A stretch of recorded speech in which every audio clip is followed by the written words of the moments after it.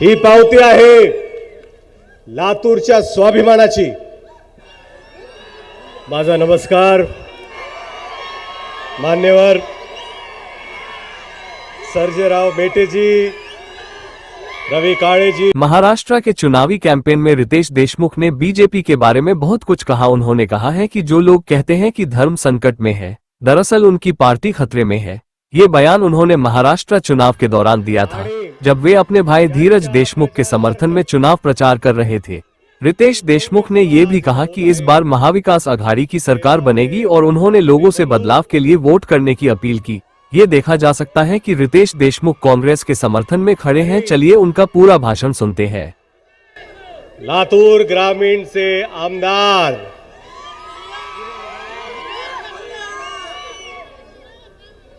धीरज भैया,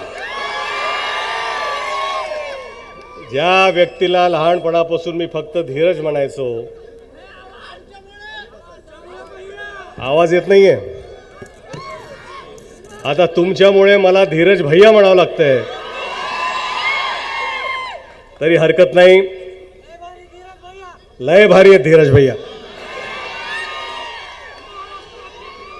खरं म्हणजे हा समोर जो जनसागर आहे,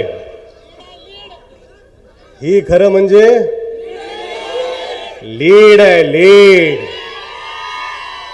कारण पूर्वी म्हणाल्यासारखं की काल जो महिला मेळावा झाला त्याच विजय निश्चित झाला होता।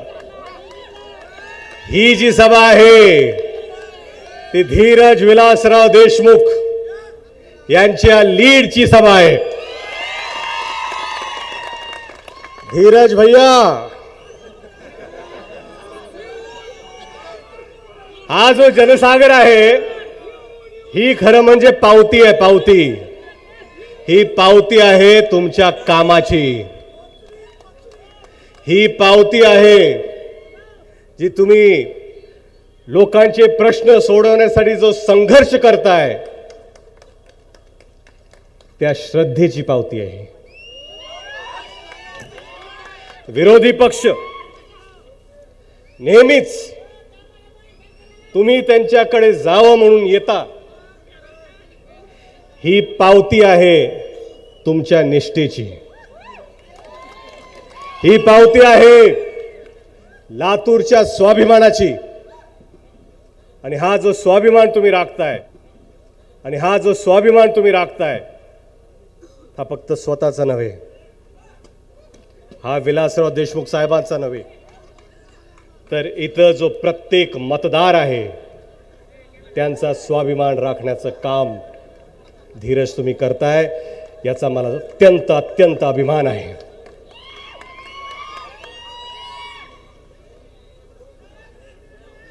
खरं म्हणजे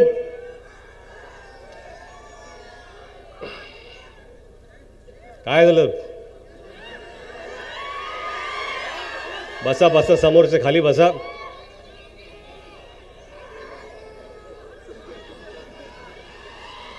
आता खरं एवढं चांगलं भाषण धीरजनी केल्यानंतर आता मी काय बोलावं ह्याच्यात मला कळत नाहीये। नाही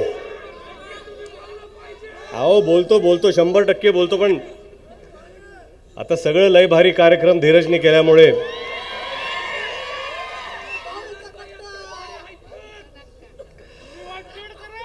खरं म्हणजे लोकांच्या प्रश्न सोडवण्याची जी जबाबदारी असते, गेल्या वेळेस मी भाषणात म्हणालो होतो की हा आपला गडी आहे, या गड्याला तुम्ही मतदान करा, हा नेहमी तुमच्याबरोबर राहील। आणि 1,00,000 मतांनी तुम्ही त्यांना विजयी केलं होतं। गेले 5 वर्ष इतक्या प्रामाणिकपणे धीरजनी काम केलंय। सतत मुंबई असो, लातूर ग्रामीण असो, मी पाहिलंय। आम्ही घरी असताना सुद्धा मला म्हणायचे, दादा मी चाललोय गावाकडे, कार्यक्रम आहे, लोकांची कामं करायची, झडतायत ते। ही जी मनाची चळवळ असते ना की लोकांचं आपल्याला काम करायचं आहे, लोकांच्या डोळ्यातले अश्रू आपल्याला पुसायचे आहेत. आपल्या आई बहिणींचा जो त्रास आहे तो कमी करायचा आहे. आज आपले युवक लातूर पॅटर्नमध्ये शिक्षण घेत आहेत, पण रोजगार आहे का तुमच्या हाताला? आज रोजगार द्यायची जबाबदारी कोणाची आहे? ही सरकारची जबाबदारी आहे. आहे का तुमच्याकडे रोजगार? पिका पाण्याला भाव आहे का? अहो काय की येत्या 20 तारखेला जे बटन तुम्ही दाबणार आहात ना, खरंच म्हणाले की ह्यात एक आमदार तर होणारच आहे. आता जे विरोधक आहेत ते पण आमदार आहेतच, त्यांना या बटनची गरज नाही. 2-2 आमदार तर मिळतीलच तुम्हाला एका बटनमध्ये.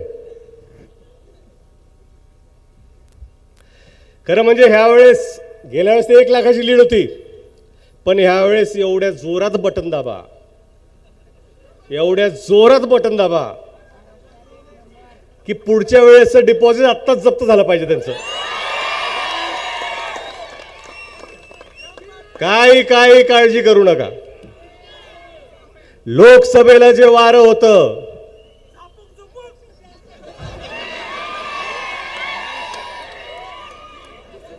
आता विधानसभेला कसं आहे, झापूक झुपूक वारं झालेलं आहे. त्यामुळे काही काळजी करू नका.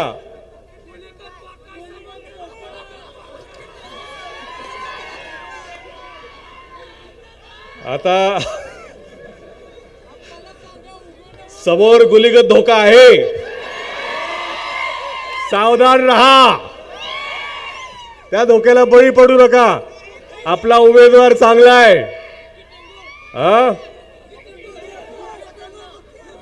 नाही, आता बुक्कीत नाही, आता बटनाने टेंगूळ द्यायची भारी आलेली आहे. ईव्हीएम वर 20-25 नावं तर आहेत, पण विकासाचं आणि कामाचं एकच नाव आहे, 1 नंबर. आणि 1 नंबर धीरज विलासराव देशमुख. सातत्याने तुमच्यासाठी झटतायत, तुमच्या प्रश्न सोडवण्यासाठी ते काम करतायत. आणि भाषण काय करतात राव.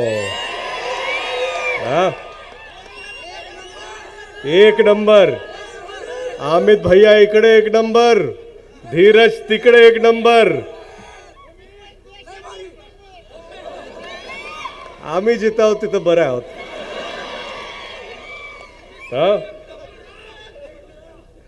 कृष्ण म्हणाले होते,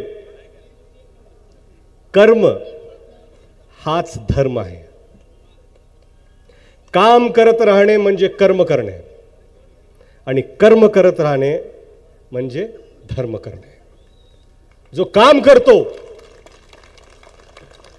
प्रामाणिकपणे, त्याला खरंच तो धर्म केल्यासारखा वाटतो. पण जे काम करत नाहीत त्यांना गरज पडते धर्माची. सगळे म्हणतात धर्म धोक्यात आहे. प्रत्येक पक्ष म्हणतो धर्म धोक्यात आहे, की धर्माला वाचवा, धर्म बचाव. अहो, आमचा धर्म आहे, आमचा धर्म प्रिय आहे. प्रत्येक व्यक्तीला आपला धर्म प्रिय असलाच पाहिजे. जे लोक म्हणतात तुम्हाला की धर्म बचाव, जो पक्ष म्हणतोय तुम्हाला की धर्म बचाव, धर्म धोके में है, खरं म्हणजे ते धर्माला प्रार्थना करतायत की आमचा पक्ष धोक्यात आहे, तुम्ही आम्हाला वाचवा. काही गरज नाही भूल थापायला, बळी पडायची. त्यांना पहिलं म्हणा धर्माचं आम्ही बघून घेतो, आमच्या कामाचं सांगा तुम्ही. धर्माचं आम्ही बघून घेतो, आमच्या पिका पाण्याला तुम्ही काय भाव देतायत ते सांगा. धर्माचं आम्ही बघून घेतो, पण आमच्या आई बहिणी या सुरक्षित आहेत का नाही ते सांगा. येणाऱ्या 20 तारखेला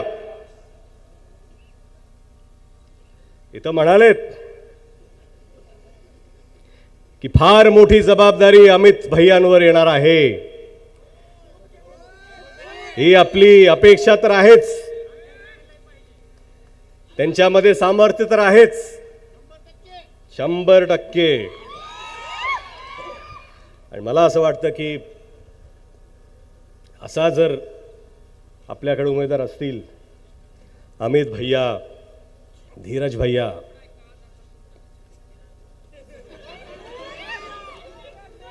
आणि ह्या वेळेस हे जे वादळ येणार आहे, कोणाच्याही मनात शंका नाही की सरकार महाविकास आघाडीचंच येणार आहे.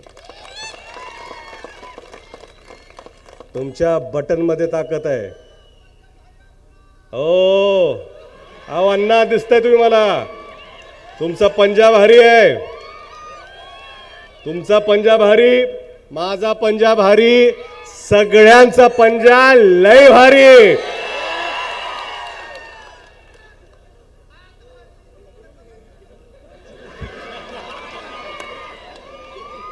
खरं म्हणजे हा युवक मेळावा आपण प्रत्येकाने आपल्या गावात जावं. इथे बूथवर काम करणारे बरेचसे युवक मंडळी आहेत, कार्यकर्ते आहेत.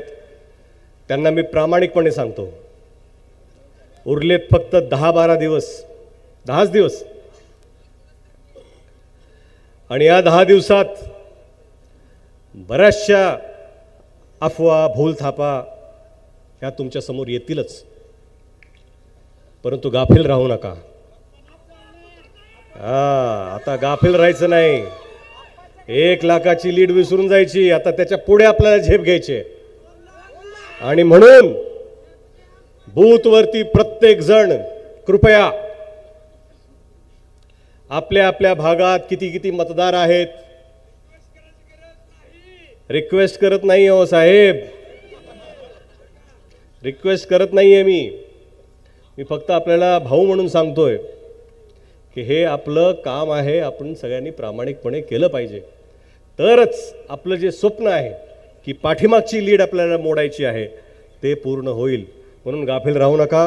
प्रत्येक जण आपल्या आपल्या बूथवर जा. आपल्या आपल्या बूथवर काय काय मतदाराची यादी असेल त्या प्रत्येकाच्या घरी जाऊन सांगा तुम्ही.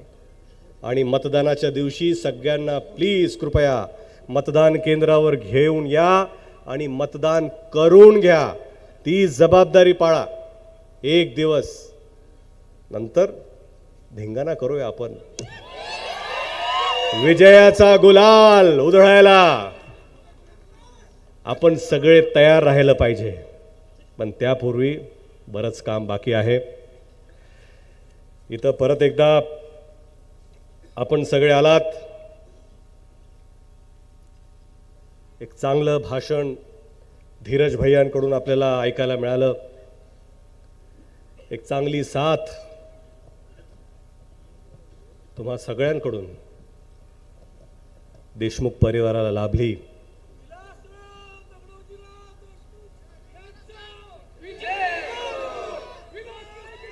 आज देशमुख साहेबांची आठवण झाल्याशिवाय राहत नाही. देशमुख साहेबांचे जे आदर्श आहेत,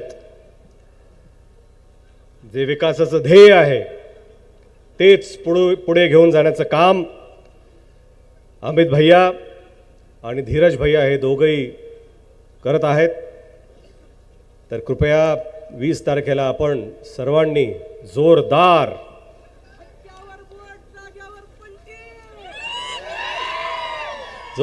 मतदान करा.